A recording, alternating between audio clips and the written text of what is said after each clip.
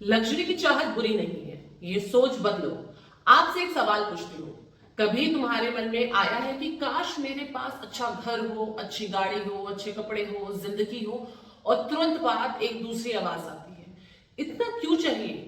थोड़ी सी शर्म कर लो, लोगों के पास खाने को नहीं है और तुमको लग्जरी की सोच रहे हो।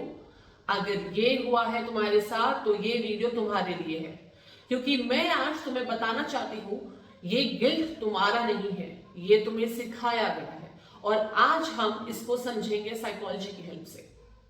पहले समझो, ये सोच आई कहां से है।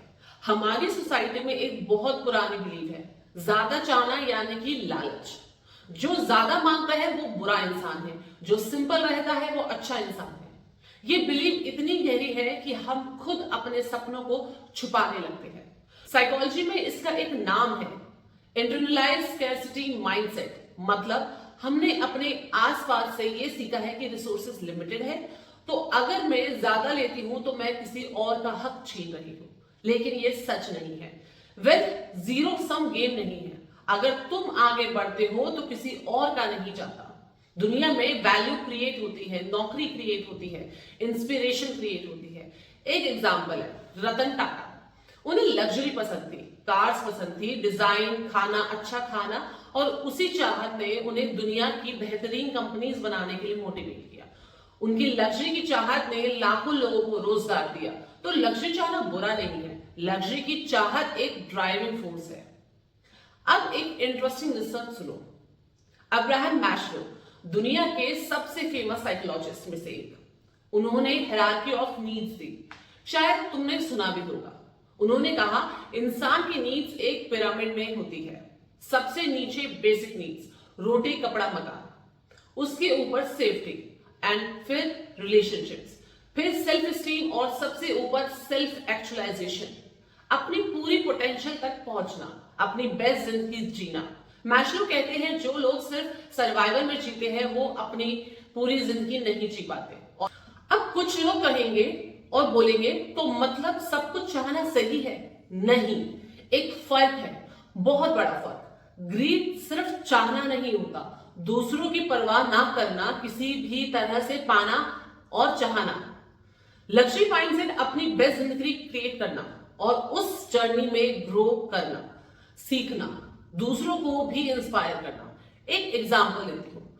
दो लोग हैं, पहला इंसान सिर्फ महंगे कपड़े इसलिए चाहता है क्योंकि उसको लोगों को इंप्रेस करना है, उसकी आइडेंटिटी सिर्फ चीजें दिखाने में है।